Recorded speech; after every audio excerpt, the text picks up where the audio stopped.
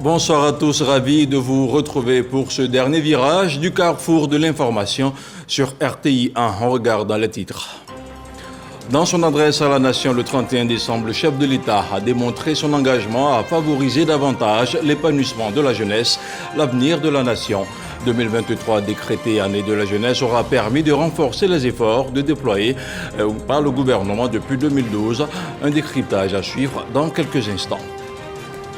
Le 4e pont et la voie de contournement de la ville d'Abidjan Y4 seront partiellement ouverts à la circulation et cela dès la semaine prochaine. C'est le Premier ministre, ministre des Sports et du Cadre de vie qui l'a annoncé ce mercredi. Robert Buremambé a effectué ce jour une visite de terrain. Et puis, dans le conflit qui oppose Israël au Hamas, l'assassinat d'un puissant chef de groupe à Beyrouth fait craindre une extension du conflit. Une frappe de drone attribuée à Israël a visé en effet l'appartement où se trouvait Saleh al-Harouri, en exil. Le numéro 2 du bureau politique du mouvement islamiste vivait dans la capitale libanaise dans un bastion du Hezbollah. Voilà pour les titres. Merci de regarder RTI 1. Le chef de l'État, le président de la République, Alassane Ouattara, s'est adressé le 31 décembre dernier aux populations. Dans son discours à la nation, le président de la République est revenu sur l'intérêt de dédier une année à la jeunesse ivoirienne. Alassane Ouattara a aussi abordé le programme triennal, le PJGouv, adressé spécifiquement à l'autonomisation des jeunes. La nécessité de la formation et le développement de l'économie circulaire sont également des sujets que le chef de l'État a épluchés. Son décryptage avec Franck Quadio. À la 6e minute de son discours à la nation, le chef de l'État ouvre les perspectives sociales, focus sur l'année de la jeunesse et rappel du projet en faveur des jeunes. Ce programme a impacté à ce jour plus d'1 million de jeunes hommes et femmes à travers diverses initiatives dont près de 200 000 ont déjà bénéficié d'un appui à l'insertion professionnelle et au financement de leurs projets. Une jeunesse à insérer socialement, mais le socle reste la formation. Avec le lancement des travaux de construction de 14 établissements techniques et professionnels et l'ouverture de l'université de Bandoukou, qui porte désormais à 9 le nombre d'universités fonctionnelles dans notre pays, contre seulement 3 en 2011. Une 10e université verra bientôt le jour à Odiéné. Pour être bien formé, convient-il de rester en meilleure santé? Le vaste projet sanitaire lancé en 2023 se nourrit de 10 infrastructures ultramodernes, en plus des initiatives qui vont accroître la mobilité urbaine. Dans cette perspective, un réseau de bus de transit rapide est en cours de réalisation. Cette dynamique de renforcement des infrastructures socio-économiques se poursuivra en direction des zones rurales. Le chef de l'État a ouvert une belle lucarne sur le volet agricole, certes, mais a aussi pris en compte l'impact des changements climatiques. La réaction du gouvernement, au demeurant, sera pour 2024 la mise en œuvre d'une économie circulaire viable. L'aspect social du discours à la nation l'année écoulée a eu pour point d'orgue la question des fonctionnaires. La dynamique est restée la même. Ainsi, un nouveau statut de la fonction publique a été adopté pour parvenir à une administration publique moderne, performante et plus professionnelle. Ce nouveau statut confère également des droits nouveaux pour nos fonctionnaires, avec notamment l'affirmation du principe de la formation professionnelle continue, l'instauration du congé de paternité et de la visite médicale annuelle des fonctionnaires aux frais de l'État. Le rapport de la Côte d'Ivoire lors de la dernière COP est évocateur. Le pays, l'a rappelé le chef de l'État, s'est illustré pour ses avancées dans l'action climatique. En témoigne la mise en lumière de son rapport climat et développement par la Banque africaine de développement, sans oublier les progrès du pays en termes de crédit carbone. Un décryptage de Franck Kouadio. Dans 10 jours exactement, la Côte d'Ivoire va abriter la CAN 2023, une compétition qui va exiger une fluidité routière de qualité. À ce propos, le Premier ministre était ce mercredi encore sur le chantier de la Y4. Robert Begré-Mambé a visité des ouvrages tels que le 4e pont et celui de PK16. Une visite de terrain suivie par Franck Kouadio. Les travaux d'infrastructure routière revisités par le Premier ministre à une dizaine de jours du début de la CAN 2023. Première étape, le parcours de la Y4, voie de contournement d'Abidjan, point de départ Riviera, direction Agnaman. Première escale le PK16, ici Robert Begré-Mambé et la délégation ministérielle s'imprègnent de l'avancée des travaux. Cet ouvrage est à l'étape de finition du coffrage. Et aujourd'hui, ils ont mis en place l'établier avec le ferraillage que vous voyez. Il ne reste plus qu'à couler le béton.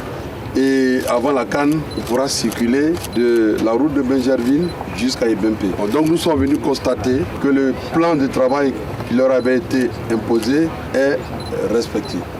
Même démarche sur la structure suivante qui présente un achèvement notable des gardes-côtes et du remblai d'accès à l'ouvrage, et ce à la grande satisfaction des riverains. Toujours l'eau là remplie comme ça, on souffle, on passe dans l'eau là, on pleure. Nos petits soeurs, elles sont dans l'eau là comme c'est là cadeau. Présent aussi à venir arranger quoi là pour nous. Présent, que Dieu te bénisse. À Yopougon, étape 2, le 4e pont et la visite du poste à péage, le lieu de faire le bilan. Au niveau de la voie de contournement, dès le vendredi, le dernier pont qui a été construit pourra nous permettre de faire la continuité du trafic entre la route de Benjerville et le stade de Bempe. Mais nous recommandons la prudence parce que le chantier n'est pas encore terminé. Nous allons simplifier la circulation en ouvrant ce tronçon pour permettre aux Ivoiriens qui veulent aller à Bempe à partir de Cocodier de Benjerville de pouvoir accéder à Ebempe de façon beaucoup plus rapide. Nous précisons que la voie de contournement ne faisait pas partie des travaux exigés pour la CAN, mais le président de la République a tenu à offrir aux Ivoiriens des facilités en matière de circulation et nous a enjoint de tout mettre en œuvre pour que cette voie soit accessible, ce qui sera fait à partir du milieu de la semaine prochaine. Autre motif d'optimisme, le 4e pont, notamment le tronçon opérant la jonction avec le 2e pont de Yopougon. Sujet problématique quelques jours avant. Ce tronçon, dès le début de la semaine prochaine, sera achevé et on pourra passer du 2e pont de Yopougon au niveau de l'autoroute, rentrer dans Yopougon et reprendre le 4e pont pour aller directement au plateau. Une des préoccupations des usagers, le poste à péage, des assurances sont données. Le péage que vous voyez ne sera pas fonctionnel immédiatement. Nous allons prendre des mesures de facilitation pour permettre aux Ivoiriens de rallier le plus grand nombre de fois possible le plateau à Djamé, Trècheville, le port d'Abidjan, l'aéroport. Des infrastructures routières opérationnelles au niveau d'Abidjan, les populations riveraines sont invitées à ne pas en coloniser et dégrader les abords. Le message sera répercuté par la collectivité et les autorités de tutelle compétentes. Et pour bien faire les choses, le président du CESEC, le docteur Eugène Akawele, a été fait président d'honneur du Comité national de soutien aux éléphants. Avant le démarrage officiel de la compétition qui va durer 1 mois, il a été installé ce mercredi dans ses nouvelles fonctions honorifiques. Dans sa feuille de route, il devra mobiliser toutes les institutions du pays. Derrière nos pachydermes, le récit de Marie-Chantal Akandan. La mobilisation nationale exceptionnelle amorcée par cette investiture est en marche. Le docteur Eugène Akawele, honoré en tant que président d'honneur du Comité national de soutien aux éléphants, CNSE, a exprimé sa reconnaissance, soulignant l'engagement de son institution pour faire de cette CAN un succès mémorable. C'est avec une grande fierté donc que je reçois cette charge qui, bien qu'honorifique, conserve une dimension que je perçois comme la marque d'un engagement particulier à apporter tous les appuis et soutiens possibles à notre équipe nationale à l'occasion de la CAN 2023. Le Conseil économique, social, environnemental et culturel, on peut donc le dire, est dans la canne et je voudrais nous en féliciter vivement. C'est donc tout naturellement que je m'engage avec d'autres personnalités à accompagner son Excellence, Monsieur le Président de la République Alassane Ouattara, afin que nous puissions réussir le pari de la mobilisation autour de cet événement. J'ai pu vous assurer, pour ma part, de ma détermination à faire du CNCE un véritable 12e homme de l'équipe. Le président du comité national de soutien aux éléphants, Julien Adonis Kwame, a salué l'engagement et la mobilisation du CESEC. La coupe arrive en terre de Bioni. Elle doit y rester grâce à la participation de tous et de chacun. Et nous, CNSE, savons pouvoir compter sur vous, les conseillers économiques, sociaux. Notons qu'après l'Assemblée nationale et le Sénat, le CESEC s'inscrit ainsi parmi les institutions majeures du pays à apporter un soutien officiel à l'équipe nationale de football. Et puis, il est bon de savoir que la sélection ivoirienne a pris ses quartiers à San Pedro depuis mardi. Dans la cité balnéaire, Jean-Louis Gasset a réuni ses 27 joueurs convoqués pour une préparation de la rencontre amicale qui les opposera à la Sierra Leone. La rencontre se tiendra au stade Laurent Pocou et ça sera le 6 janvier prochain. Et c'est la ville de San Pedro qui accueillera la poule F, à savoir le Maroc, la RDC, la Zambie et la Tanzanie. Dans le bas, Sassandra, San Pedro fait sa toilette avant l'arrivée des différentes délégations. Les éléphants de Côte d'Ivoire y séjournent en ce moment même pour peaufiner leur préparation. Une grande opération de libération des artères principales de la ville a été lancée. On fait le point avec Sam Kona. Cannes 2023, la ville de San Pedro se rend belle pour accueillir ses invités de marque. Des travaux d'embellissement de la ville sont visibles un peu partout. Déjà à l'entrée, à l'ancien corridor 3S, San Pedro vous dit Dinigno, en langue kroumaine, bienvenue. Sur des granites constituant la façade, les artistes ont griffé tout ce qui concerne la canne de l'hospitalité. Également sur la façade de la préfecture de région, toute cette décoration est visible. Du drapeau de tous les pays qualifiés au trophée, tout y est représenté, attirant déjà du monde. On prend la selfie, parce qu'en tout cas c'est beau. Voilà, c'est beau. Quand on va sur là, ça représente la Côte d'Ivoire. Les bâtiments longeant les voies principales connaissent un ravalement.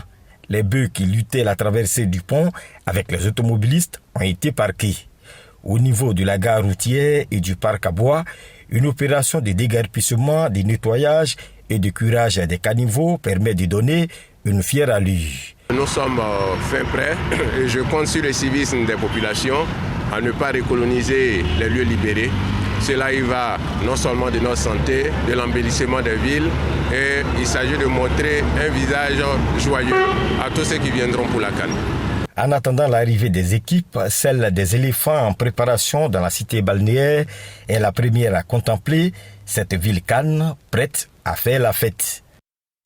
Cannes, ambiance Aquaba, c'est le titre d'un single présenté par le reggaeman Fadaldé, une œuvre à travers laquelle l'artiste appelle à l'unité et au vivre ensemble entre les différentes communautés, une façon pour lui d'apporter son soutien aux éléphants de Côte d'Ivoire. Un reportage de Serge Pacom Didi avec le commentaire de Sephora Zegui. Cannes 2023, l'artiste reggae Fadaldé donne de la voix. Ce, à travers la sortie d'un single intitulé Cannes Ambiance à Aquaba.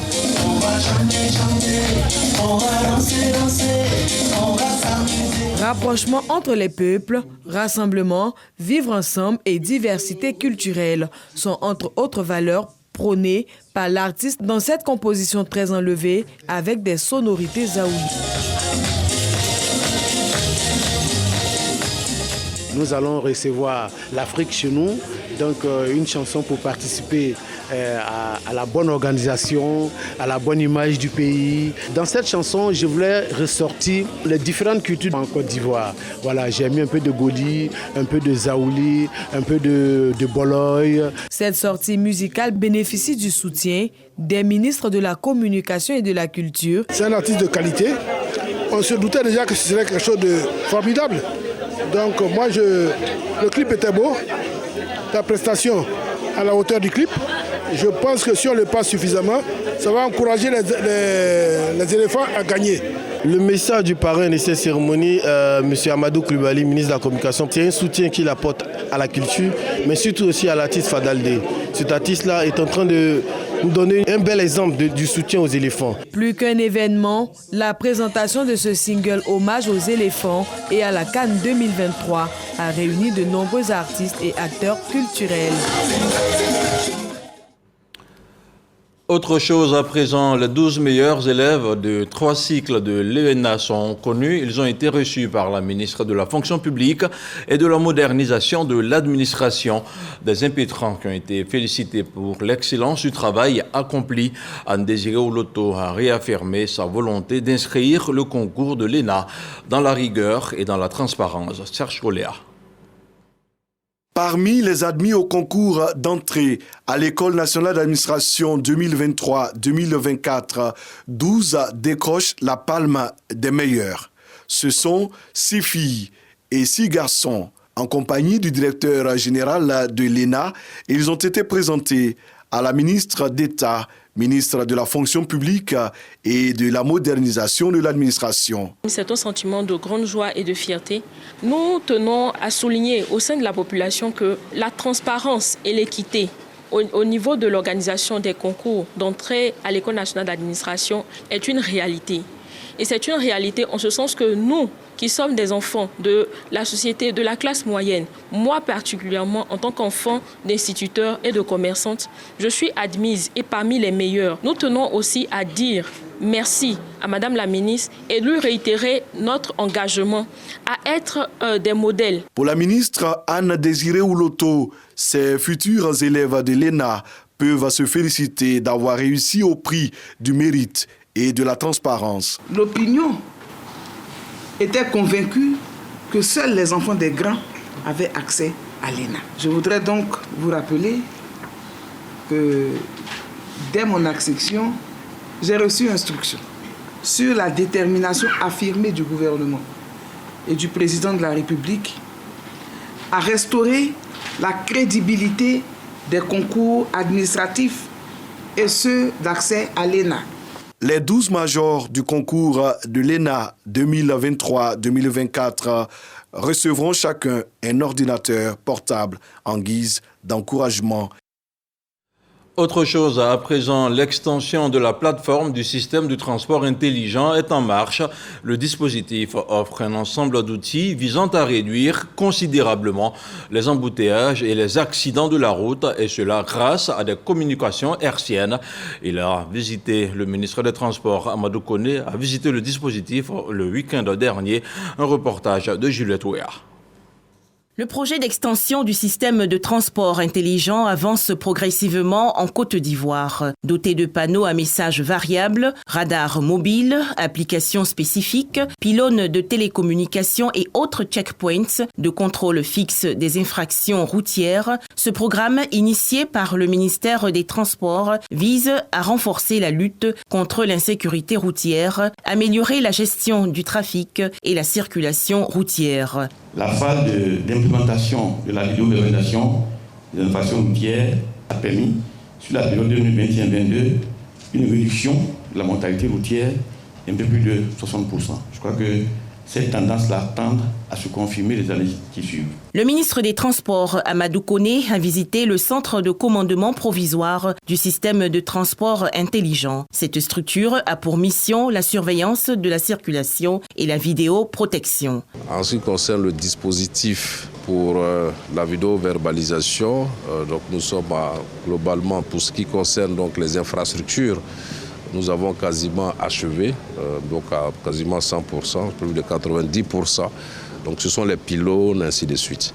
Ce qui concerne donc les équipements donc électroniques, à peu près 81% donc, du travail a été fait. Le ministre des Transports, Amadou Koné, annonce le renforcement de la vigilance et surveillance pendant la Coupe d'Afrique des Nations Côte d'Ivoire 2024. Je dois demander aux équipes donc de tout mettre en œuvre pour que d'ici le début de la Coupe d'Afrique des Nations, on rende donc ces axes-là beaucoup plus sûrs.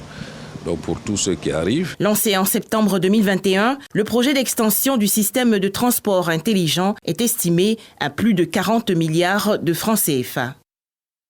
6 véhicules de type pick-up et des motocross aux forces de défense et de sécurité de la cité du Poro. Un don du ministre de la Communication Amadou Coulibaly qui vise à soutenir l'ambition du chef de l'État, à savoir offrir aux populations une canne sécurisée et porteuse de développement. Siekwasi, Jean-Marc Diadji. Dans la cour de la préfecture de Korogo, les chefs des différents corps d'armée de la région du Poro se relaient pour recevoir les clés de leurs véhicules des mains du ministre de la Communication. Selon la clé de répartition, la gendarmerie et la police reçoivent chacune 2 véhicules et des motos. Les 2 autres reviennent aux agents des douanes et des eaux et forêts. Un acte que le donateur inscrit dans le prolongement de ses actions aux côtés du président de la République pour la sécurisation du territoire ivoirien. Le gouvernement a fait des efforts, mais il appartient à nous, les cadres des différentes régions, de pouvoir accompagner cet effort du gouvernement. Cela pour être conforme à la volonté du chef de l'État d'en faire la plus belle canne jamais organisée. Il en est de même pour les questions de sécurité routière. Nous avons mis sur le terrain des jeunes volontaires qui font de la sensibilisation. À quelques jours de la CAN 2023, le colonel-major Ibrahim Haïdara a saisi la perche pour également prendre l'engagement au nom de ses frères d'armes de mettre les bouchées doubles pour la tolérance zéro quant à la réussite totale de cet événement sportif à Korogo. Ce don de moyens de locomotion vient s'ajouter à un long chapelet de remise aux forces de défense et de sécurité dans le Nord par le ministre de la Communication. Le même engagement, soutenir un volet prioritaire de la gouvernance, la lutte contre l'extrémisme violent aux frontières nord du pays. Le député maire de la commune de Touba multiplie ses actions de proximité pour le réveillon de la Saint-Sylvestre. Moussa Sanogo a convié les populations à partager un repas, le tout dans une ambiance festive et conviviale. Le commentaire de Léon Brou. 22h à Touba, chef-lieu de la région du Bafing. Pour le réveillon de la Saint-Sylvestre, des artistes face aux populations. Un concert gratuit pour les tenir en haleine jusqu'à l'avènement du Nouvel An. À minuit, le ciel de Touba s'illumine par un feu d'artifice offert toujours par le député maire et c'est la joie. On n'avait jamais vu ça à Touba ici. C'est à son temps qu'on a vu ça ici. Vraiment, ça me plaît. Monsieur le maire, vraiment, il a bien la jeunesse de Touba. Vraiment, on aime ça. On aime ça. On veut qu'il gagne longue vie et donc bonne santé et une longévité à lui. Invité à ces retrouvailles festives, le préfet de la région du Bafing exhorte à des fêtes paisibles. Idem Manche, l'initiateur, pour qui il s'agit de permettre d'entrer dans la nouvelle année avec gaieté. C'est dans la paix, dans la stabilité qu'on peut réaliser beaucoup de choses. En tout cas, que cette année 2024 soit meilleure que celle qui vient de s'achever 2023 et que notre pays puisse continuer d'aller de l'avant, que la région du Bafing puisse continuer d'aller de l'avant et que la ville de Touba puisse également continuer d'aller de l'avant. Le Nouvel An ouvre la voie à diverses actions de développement et de proximité avec les populations et pour en donner le ton, le député maire convie le premier jour de l'an les populations de Touba à un déjeuner dit de la convivialité et de la cohésion. La journée mondiale de la langue arabe a été célébrée récemment par l'AUMC, l'Association des élèves et étudiants musulmans de Côte d'Ivoire, une double cérémonie qui visait également à améliorer la politique de formation des membres de la dite association. La rencontre qui s'est tenue au groupe scolaire confessionnel Iné dans la commune d'Abobo était parrainée par le directeur général de la RTI. Un reportage de Clarisse Kanyala avec le commentaire de Joël Gosset. Ces jeunes dynamiques et ambitieux sont instruits sur l'importance de la langue arabe et surtout sur les nombreuses possibilités d'insertion professionnelle dans le monde. Parmi eux, certains apprennent la langue arabe dans des écoles confessionnelles islamiques. Cette cérémonie leur permet de lever tout équivoque quant à l'utilité de l'arabe enseigné dans ces écoles. C'est dit que la langue, c'est une langue qui est assimilée à l'islam. Or, à y voir de près, c'est loin de l'islam. Voilà, c'est une langue qui est à part entière et l'islam est une religion qui est à part entière. Voilà, donc il y a également des Arabes qui sont chrétiens et qui enseignent, qui prient avec la langue arabe. Donc ce n'est pas parce qu'ils sont des chrétiens qu'ils ne prient pas avec la langue arabe, ils prient avec la langue arabe. Donc pour dire que c'est une langue de communication. Cette rencontre se tient en marge de la journée mondiale de la langue arabe célébrée chaque 18 décembre, commémoration à laquelle intervient Conseil des imams et formateur des membres de l'association des élèves et étudiants musulmans de Côte d'Ivoire. Une double cérémonie qui a vu la participation de 29 délégués régionaux de l'AMC. Nous invitons tout le monde à apprendre la langue arabe parce que d'abord, pour nos étudiants, nos enfants qui sont avec nous aujourd'hui, la langue arabe est un atout pour eux. Celui qui arrive à maîtriser la langue arabe, on va dire qu'il a une valeur de plus. Cette initiative de l'Association des élèves et étudiants musulmans de Côte d'Ivoire, AEMC, vise à promouvoir la langue arabe, mais aussi vise à faire des propositions pour l'amélioration de la politique de formation des militants de l'association. Elle est soutenue par le directeur général de la RTI, Fosseni Dambélé. Pour mettre les ressources à la disposition de notre pays, il faut qu'il y ait des interlocuteurs qui comprennent l'arabe en plus des autres langues pour négocier au mieux les conditions pour notre pays. Et quand à la fin, nous avons le pont Alassane Ouattara, nous avons la section de l'autoroute Yamoussoukro-Bouaké, financée par la Banque islamique de développement, c'est toute la Côte d'Ivoire qui en bénéficie. Avec pour problématique la promotion de la langue arabe, enjeux et perspectives, qui a fait l'objet d'un panel, il ressort, selon les participants, que l'arabe est la langue officielle de plus de 22 pays dans le monde et plus d'1 milliard de personnes ont besoin de cette langue. Vous avez reconnu la voix de Demodougi Koné Pargasoro. Du 13 avril au 20 avril 2024 se tiendra à Abidjan la 13e édition du marché des arts du spectacle, le Massa. La palette artistique de l'événement a été présentée par la direction générale du festival. C'était au cours d'une double rencontre, une conférence et un dîner qui a vu la participation de plusieurs personnalités du monde de la culture et de la francophonie. Un reportage d'Ismaël Déo avec le commentaire de Didier Nguesson.